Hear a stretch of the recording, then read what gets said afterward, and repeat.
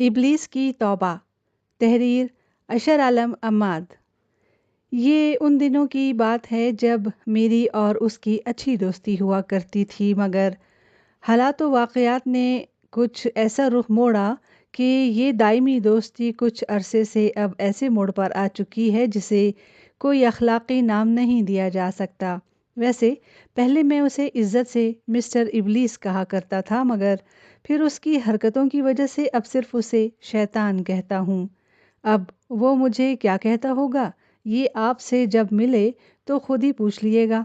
دوست تو وہ آپ کا بھی ہے، ویسے وہ مجھے کیا سمجھتا ہے مجھے کوئی فرق نہیں پڑتا۔ اس دوستی کا آغاز پہلے پہل اسی کی جانب سے ہی ہوا، جب اس نے بچپن میں پہلی بار دادی جان کے پاندان سے مجھے مہارت کے ساتھ پیسے نکالنے کے طریقے سکھائے تھے۔ اکثر وہ مدرسہ کبھی مسجد کے راستے سے مجھے اچانک کھیل کے میدان میں پہنچا دیتا اور پھر شاید خود ہی دادا ابا کو اس کی خبر کر دیتا، اور پھر پکڑے جانے پر دادا جی ہماری وہ درگت بنایا کرتے کہ نانی یاد آ جاتی۔ ہم اس سے اس حرکت کی شکایت کرتے تو کہتا، یار دوست بری راہ پر چلے تو اس سے دوست ہی بدنام ہوتے ہیں، اور ویسے بھی ہر برائی تو میں اپنے نام نہیں لکھ سکتا نا۔ ہنستے کھیلتے، ڈانٹ ڈپٹ، پٹتے پٹاتے یوں ہی دن گزرے اور ہم بچے سے جوان ہو گئے، مگر وہ نرا شیطان کا شیطان ہی رہا۔ ہمارے جوان ہوتے ہی اس نے عمر کے لحاظ سے اور نت نئے گر سکھانے کا ارادہ کیا، تو ہم نے اس سے دوستی کی شرط اس بات سے مشروط کر دی کہ وہ ہمارے سامنے خود کو ظاہر کیا کرے۔ اس نے کافی پس و پیش کیا، حجتیں پیش کیں، نت نئے پیکیجز آفر کیے، مگر جب ہم کسی طور ناراضی نہ ہوئے تو اس نے ہتھیار ڈال دیے اور شرط رکھی کہ یہ پاس ورڈ کسی اور کو نہیں بتائیں گے، اور پھر اس دن سے یوں کہیں کہ جیسے اس نے اپنے پاؤں پر خود ہی کلہاڑی مار لی ہو۔ ہوتا کچھ یوں تھا کہ جب کوئی سامنے والا شخص مجھے دھوکہ دینے کی کوشش کرتا تو میں اس کی آنکھیں دیکھتا، طلسم پڑھتا اور بھانپ جاتا کہ اس کے دماغ پر اس وقت اسی شیطان کا کوئی چیلا مسلط ہے، اور میں سمجھ جاتا کہ اس شخص پر شیطان مسلط ہے جو مجھے فریب دینا چاہتا ہے، اور یوں میں کوئی بھی دھوکہ کھانے سے محفوظ رہتا۔ کبھی کبھی تو یوں بھی ہوتا کہ کوئی شخص اگر اپنے دل میں میرے لیے برائی کی سوچتا تو اس شخص کے سر پر میرے شیطان دوست کے لال رنگ کے سینگ صاف ظاہر ہو جاتے، اور وہ بیچارہ بھی میرا نہ تو خود کچھ بگاڑ پاتا اور نہ ہی دوسروں کے ہاتھوں سے فریب دے پاتا۔ وہ اکثر کہا کرتا تھا کہ پاس ورڈ دیکھ کر میں یہ سمجھ رہا تھا کہ میں نے بچپن سے اب تک تمہیں کافی تیار کر لیا ہے، مگر یار تم تو بڑے ڈیش نکلے ہو۔ میں اس کی اسی کمزوری سے فائدہ اٹھا کر اس سے طرح طرح کے مذاق بھی کرتا۔ مثلاً اگر کسی محفل میں کھانا کھانے جاتا تو اسے دیکھتا کہ وہ وہاں لوگوں کے ساتھ مزیدار کھانوں میں شریک ہے تو میں بآواز بلند بسم اللہ پڑھ دیتا۔ میرے یاد دلانے پر کئی اور لوگ بھی بسم اللہ پڑھ دیتے، اور پھر وہی ہوتا کہ بسم اللہ کا کلمہ سنتے ہی شیطان اور اس کے چیلے کھایا پیا الٹ دیتے اور بھوکے رہ جاتے۔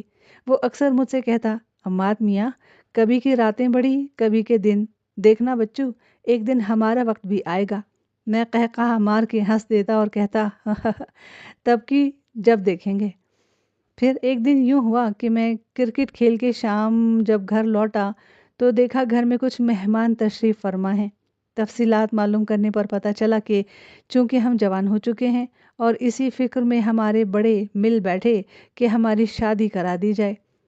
شادی پر رضامندی سے قبل میں اپنے اسی طلسم کو آزمانا چاہتا تھا جس نے مجھے پہلے بھی کئی بار خطرناک حادثوں سے بچنے میں مدد دی تھی، سو میں نے حسب عادت اسی طلسم کو پڑھتے ہوئے ہر چھوٹے بڑے مرد و عورت کی آنکھوں میں جھانک کے دیکھا، مگر میرا دوست کہیں بھی اور کسی کی بھی آنکھ میں عیاری یا سر پر سینگ کے ساتھ نمودار نہیں ہوا، جسے میں سب خیر ہے کا میسج سمجھا اور اس ساعت کو اپنے لیے نیک شگون سمجھتے ہوئے شادی کے لیے ہاں کر دی۔ یاد رہے کہ میں نے آخری وقت تک بھرپور کوشش کی کہ مجھے کہیں سے کوئی خطرے کا اشارہ ملے تو میں راہ فرار لوں، مگر ایسا نہ ہوا۔ مجھے یاد ہے میں نے آخری بار طلسم پڑھتے ہوئے عمیق نظروں سے قاضی صاحب کی آنکھوں کو دیکھا تھا، اور پھر 3 بار قبول ہے قبول ہے قبول ہے کہتے ہوئے خوشی خوشی سر تسلیم خم کر دیا تھا۔ سہاگ رات کو جب میں کمرے میں پہنچا تو اس سے قبل بیوی کا گھونگھٹ اٹھاتا ایک آہٹ سے میں چونک گیا۔ دیکھا تو میرے سامنے میرا لاپتہ دوست ابلیس لمبی بانچھیں کھولے ہاتھ میں ایک بڑا سا تھیلا لیے کھڑا تھا۔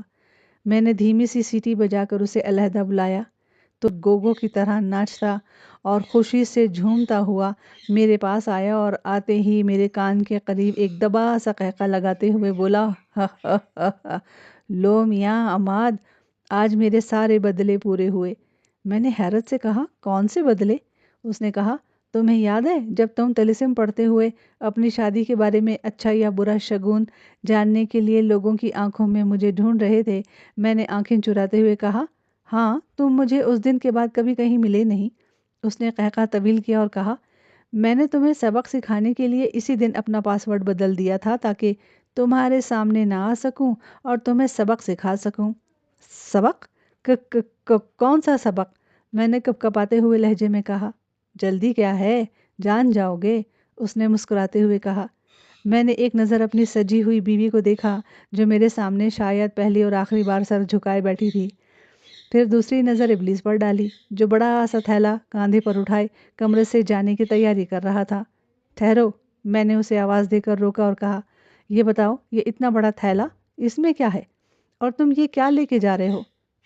ہاں ہاں، اس نے قدرے زوردار قہقہ لگاتے ہوئے کہا، میں اس تھیلے میں تمہارا سکھ، چین، سکون، آزادی، جرت اور ہمت، بہادری، شرارتیں اور ہاں، اونچی آواز بند کر کے ہمیشہ کے لیے بے غیرتی کے کنویں میں پھینکنے کے ساتھ لیے جا رہا ہوں۔ اس نے لفظ اونچی آواز پر خصوصی زور دیتے ہوئے کہا، مجھے افسوس ہے میرے دوست، اب تم زندگی بھر ان چیزوں کے لیے ترسو گے۔ اس نے افسردہ چہرہ بناتے ہوئے کہا۔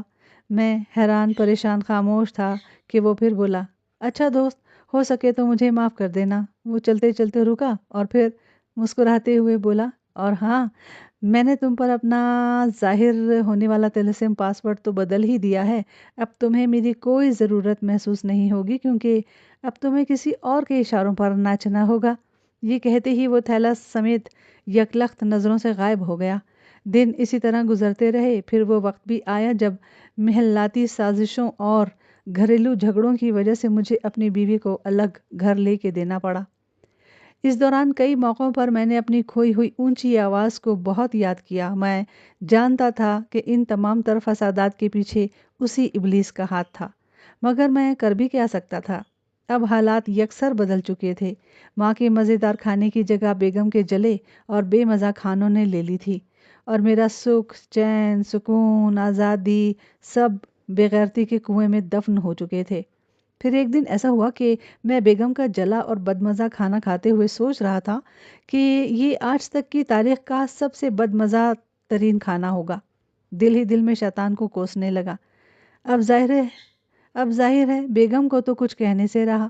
جرت اور ہمت تو کئی سال قبل ابلیس تھیلے میں ڈال کے لے جا چکا تھا۔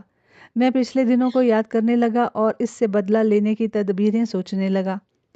اسی دن میرے ذہن نے اچانک ایک طوفانی آئیڈیا کو جنم دیا۔ میں نے مسکراتے ہوئے خیر و شکر سے کھانا کھایا اور پہلی بار بیگم سے کھانے کی تعریف کی جس پر وہ خوش ہونے کی بجائے جانے کیوں ناراض ہو گئی۔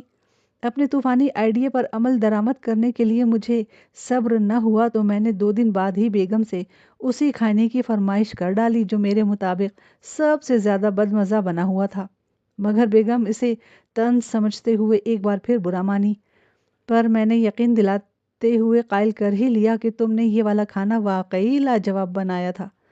خیر، کھانا تیار ہو کے دسترخوان پر آیا تو میں نے طے شدہ پلان کے تحت بغیر بسم اللہ پڑھے کھانا شروع کر دیا، جس کا مقصد ظاہر ہے شیطان اور اس کے چیلوں کو اپنے ساتھ کھانے میں شرکت کی دعوت دینا تھی، کیونکہ ہمارے عقائد کے مطابق بسم اللہ کے بغیر شروع کیے جانے والے کھانے میں شیطان ضرور شریک ہوتا ہے۔ میرا پلان کامیاب رہا اور مجھے کچھ ہی دیر بعد اپنے کانوں میں کسی کے سسکنے کی آوازیں سنائی دینے لگیں۔ پھر کوئی مدھم سی آواز مجھے فرشتوں کی طرح کان میں نصیحت کرنے لگی کہ آج تم کھانے کی دعا بھول گئے ہو۔ میں نے توجہ نہ کی اور کھانا کھاتا رہا تو دوسری آواز نے یاد دلایا کہ کھانے سے پہلے دعا نہ پڑھو تو کھانے میں شیطان شریک ہو جاتا ہے۔ ایک اور نصیحت میرے کان تک پہنچی، پر میں نے پھر توجہ نہ کی۔ اچانک میرے کانوں میں کسی کے دھاڑے مار مار کر رونے کی آوازیں آنے لگیں، مگر میں نے پھر بھی کوئی رحم نہ کیا اور چپ چاپ کھانا کھاتا رہا۔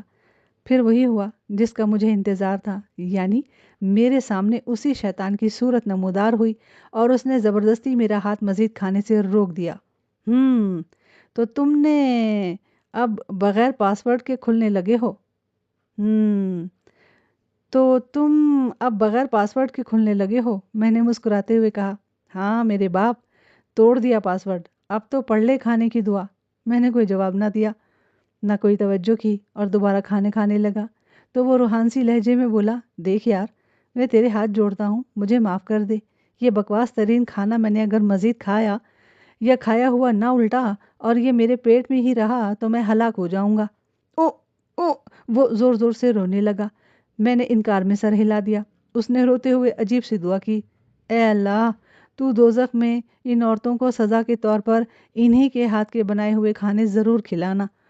ساتھ ہی مجھے دوستانہ مشورہ بھی دے ڈالا کہ میں اپنی بیگم کے ہاتھوں پر کسی کامل ولی سے دم کراؤں، ورنہ موجودہ حالات میں کافی صحت گرنے کا امکان نظر آ رہا ہے۔ خیر دوستو، اب میرے گھر جب بھی جلا ہوا یا بدمزہ کھانا بنتا ہے، میں اپنے دوست کو ضرور دعوت پر بلاتا ہوں۔ وہ میرے سامنے گڑ گڑاتا روتا ہے، مگر میں اس لیے رحم نہیں کھاتا کیونکہ آج اس ہی کی وجہ سے میرا سکون، آزادی، جرأت اور ہمت، بہادری اور شرارتیں اور خاص کر اونچی آواز میں بیگم سے کچھ کہنا سب چھن چکا ہے، جس کی واپسی بھی اب ممکن نہیں، کیونکہ بقول شیطان وہ اسے بے غیرتی کے کنویں میں دفنا چکا ہے۔ اس نے مجھ سے صلح کے لیے کئی ساتھی شیطان بھیجے، مفت کے نئے نئے پیکیجز کی آفرز بھی کی، مگر میں نے اسے ابھی تک معاف نہیں کیا۔ آپ کا کیا خیال ہے؟ وہ معافی کے قابل ہے؟